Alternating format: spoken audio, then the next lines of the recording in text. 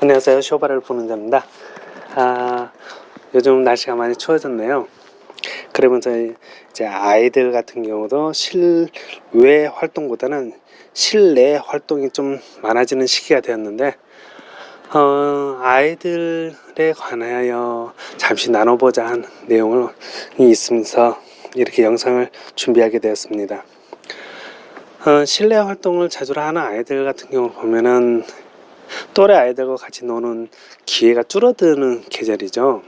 그러다 보면 자연히 아이들에게는 내부의 에너지를 발산하고자 하는 그런 욕구가 생기게 되는데, 그러면서 이제 집 안에서 자신과 놀아줄 수 있는 상대를 찾게 됩니다. 저희 아이들을 보니까 그러더라고요.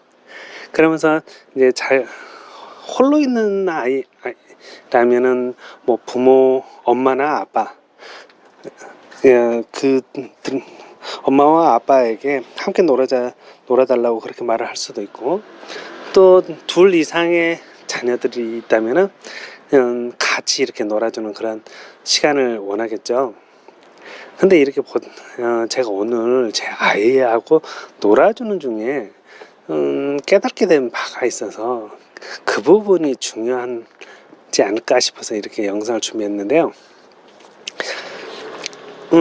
아이들이 부모에게 함께 놀아달라고 했을 때 그 놀아주는 그 모습 또는 놀아야 하는 그 놀이, 그 상황을 보면은 부모의 입장에서는 어려운 놀이가 아니라는 것을 제가 깨닫게 됐어요.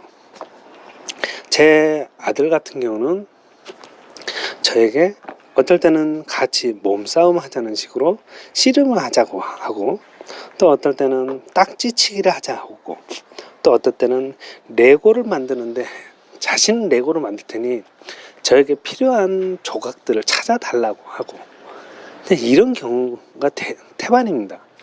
물론 각 집마다 아이들이 요구하는 바는 조금씩 다르겠지만, 부모 입장에서 봤을 때 부모가 감당하지 못하는 그러한 놀이는 아니라는 것을 제가 오늘 이렇게 문득 깨닫게 됐어요. 근데 이제 우리 어른들 같은 경우는 그러죠. 자신의 일이 있고 자신이 마땅히 해야 될 어떤 사업적인 부분이 있다면 그것이 중요하기 때문에 아이들이 놀아달라고 하는 것에 대해서 좀 건성으로 신경을 쓰거나 아니면 시간이 없다는 투로 아이들을 내몰아버리죠. 그런데 만약에 아이들에 대한 가치를 일보다 좀 더 높게 볼 수 있다면 우리 어른들 같은 경우는 충분히 그런 일들을 감당할 수 있을 거라고 봅니다. 그런 중에 저의 경우는 일도 중요하지만 더 중요한 것은 저는 아이들이라고 봅니다. 하나는 중요하고 하나는 중요하지 않다가 아니라 모두가 중요하는데, 중요한 중에 저는 제 생각은 개인적으로는 아이들이 더 중요한 비중을 두어야 될 것이다 라는 겁니다. 그 이유는 뭐냐면은 우리가 아무리 많은 재산을 가지고 있다 할지라도 실제 재벌들이나 또는 권력을 가지고 있는 사람들의 모습에서도 우리는 알 수 있습니다. 우리는 서민이기 때문에 아무리 돈을 많이 모아도 그렇다 할 만큼 돈을 많이 모을 수도 없고, 아무리 그 권력을 모은다 할지라도 서민은 권력이라는 것을 맛보지 못하는 채로 평생을 마감할 수도 있습니다. 그렇기 때문에 제가 많이 가진다라는 부분에서 재벌과 이 권력계층을 비유로 드는 이유는 그와 같이 우리가 열심히 살았을 때 그처럼 많은 권력이나 재물을 모았다 할지라도 라는 가정을 두기 위한 것이니 이 점 잘 참작해 주시면 고맙겠습니다. 재벌이나 권력계층, 왕족과 같은 그런 권력계층을 보면은 그들에게도 다 반드시 후손은 있습니다. 왜냐하면 그들일수록 더더욱 자신의 후사를 남기려고 애를 쓰기 때문이죠. 근데 그들의 경우로 보면은 자녀가 부모에게 효도하는 모습을 우리가 얼마나 볼 수 있을까요?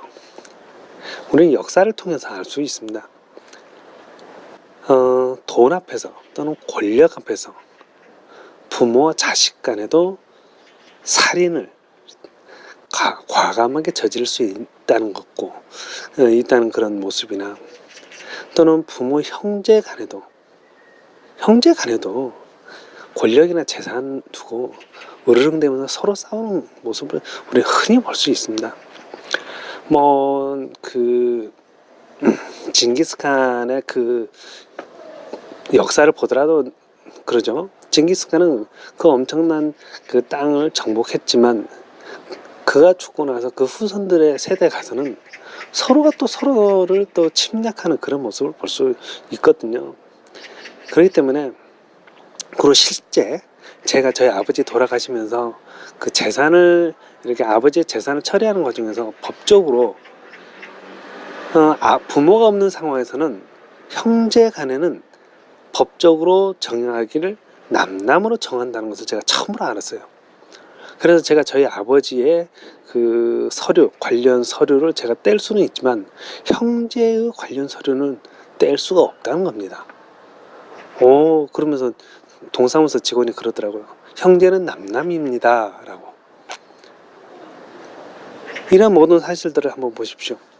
우리는 재산과 권력을 누구에게 내가 가지고 있으면은 그게 서로 간에 우애가 좋아질 것이다 라는 일말의 그 기대감으로써 우리가 재산을 많이 갖는데요, 실제는 그렇지 않다는 겁니다.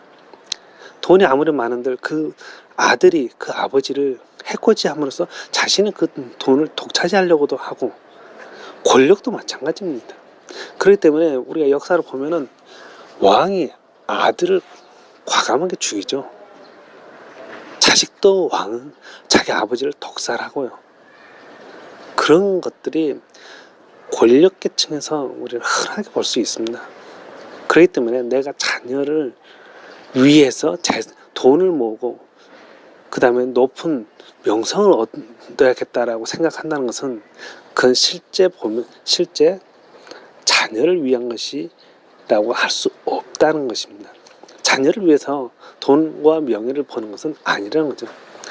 돈과 명예를 버는 것은 자기 자신을 위해서 버는 겁니다. 그런 과정에서 자녀를 위한다면은 그러면 무엇이 있겠느냐? 그것은 제 개인적인 생각일 수 있겠지만, 자녀를 위해서 남겨둘 수 있는 것은 오로지 자녀와의 좋은 기억. 그러니까 자녀에게 어떤 기억을 남겨둘 수 있겠느냐? 그것은 따뜻한 가정의 모습과 따뜻한 부모의 모습을 남겨줘야 되겠는데, 그 따뜻하다는 것은 뭐냐면 자기가 그 곳 안에서 그러니까 가정 안에서 인격적인 대우를 받았다라는 기억인 거죠.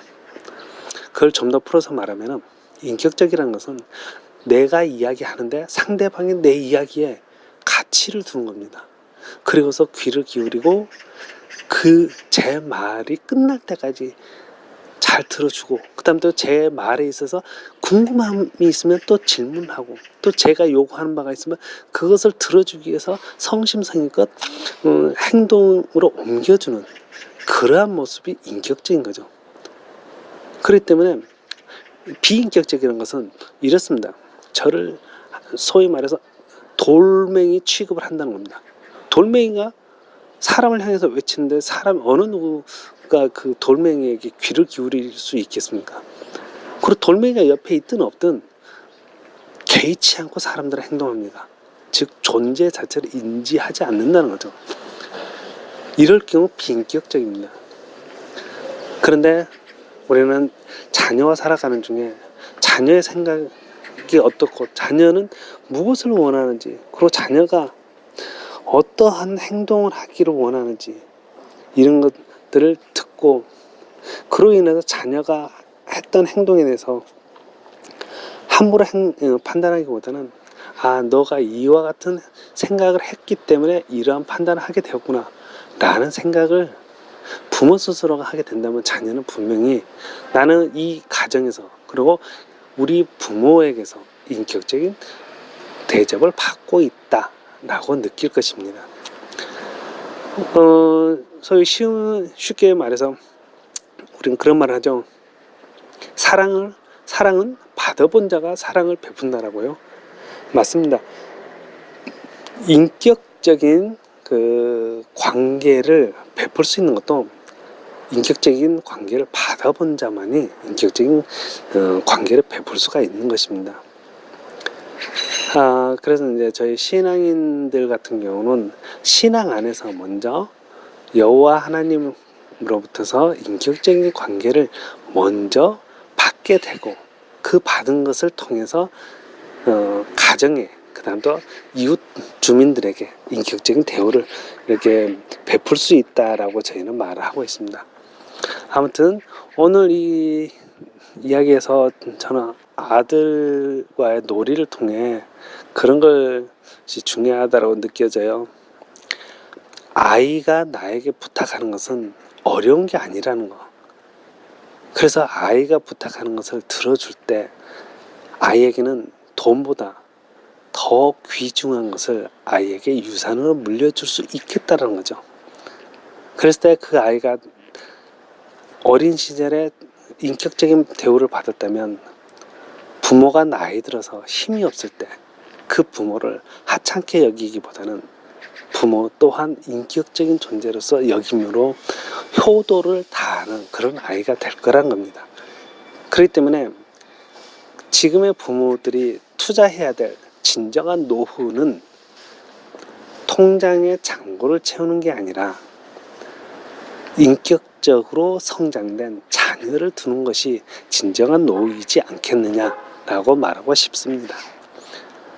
그래서 저는 오늘 또 여러분들과 진정한 노후를 준비하기 위해 오늘의 하루를 값지게 사용할 수 있기를 바라면서 오늘의 영상을 마치도록 하겠습니다. 감사합니다.